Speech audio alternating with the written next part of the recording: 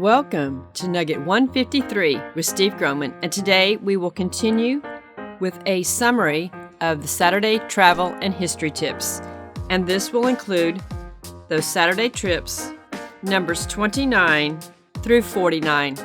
I hope you'll go back and watch them. You can see them on danasbooks.net or on our YouTube channel, Steve Groman. Please share our nuggets and these Saturday history and travel tips with your friends. If everyone would share them with one friend, that would help us double our viewership.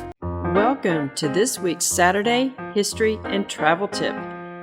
For the next several Saturdays, I'm going to be talking about the cities that are under siege, the history in the balance. And we are going to start with the city of Seattle. Portland is actually a beautiful city with a lot of history, and it's perched along the Willamette River. It's definitely a city worth going to visit. One of the greatest places to go to is the Oregon Historical Society. It's located at 1200 Southwest Park Avenue, just directly south of where the federal courthouse is. It's being under siege. We have spent 2 days in Chicago, and that certainly is not enough time to visit the country's third largest city.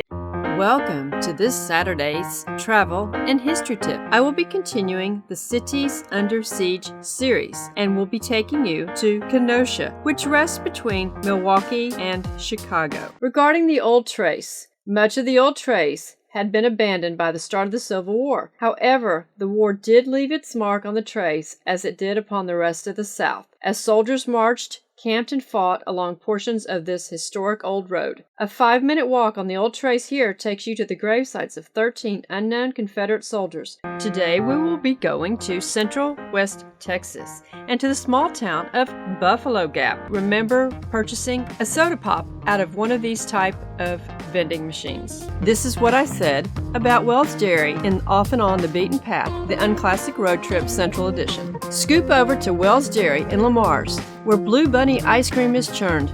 Fred H. Wells started the process of being an international ice cream maker in 1913 by purchasing the necessary items for $250.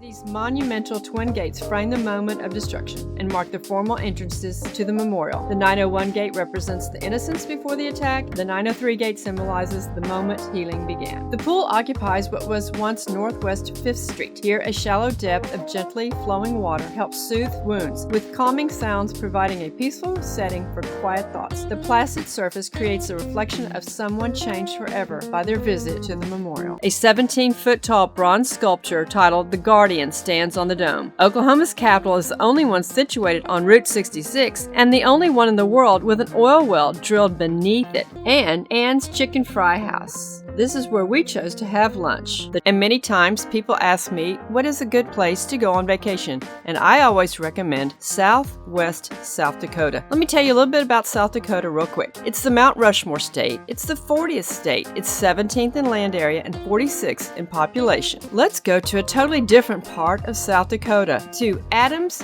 Homestead and Nature Preserve in southeast South Dakota, where you can be in Nebraska, Iowa, and South Dakota just in a matter of a few seconds. The Adams Homestead is 1,500 acres and has 10 miles of hiking and biking trails. Today we will be talking about Thomas Edison and his laboratory in West Orange, New Jersey. I do want to remind you to go to danasbooks.net, look at the different books that I have written, and to be able to view all the videos that I have made for these Saturday travel and history tips. Please tell a friend about our YouTube channel. We would really love to double our subscriber count this month, and we need you to help us to do that. In the Off and On the Beaten Path series, the Unclassic Road Trip, the Eastern Edition are all the states east of the Missouri and Mississippi rivers. The Central United States includes the Great Plains and all the Rocky Mountain states, and the Western United States includes the Pacific Northwest, California, Utah, Nevada, and Arizona.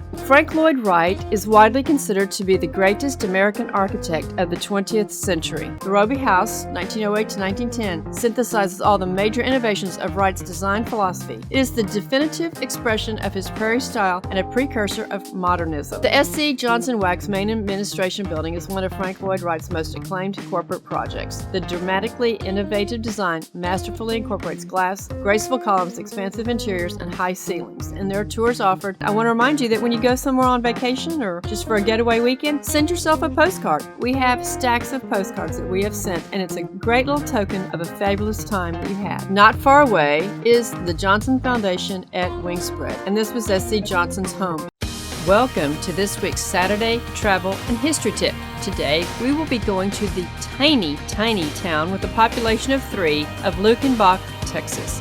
Many have probably heard of Luckenbach, Texas, of country western music lore. Luckenbach is located just southeast of more famous Fredericksburg, Texas, in the heart of the Hill Country.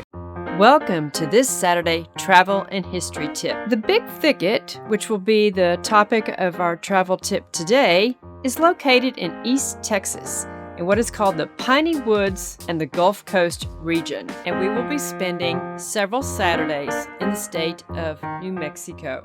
The memorial and military fort tell the story of the tragic events that occurred at Fort Sumner and the million-acre Bosque Redondo Indian Reservation in the 1860s. The Bosque Redondo experience resulted in a more determined and resilient Navajo, and never again would they be the surprise raiders of the Rio Grande Valley. In subsequent years, they would expand their new reservation into an area of 17 million acres, and this will end this portion of our Bosque Redondo Saturday Travel and History Tip. Next week, we will get to Billy the Kid. We went to a fabulous, not-so-known-of place, Shreveport Waterworks Museum at the McNeil Street Pumping Station. A pastor's wife recently texted this to me.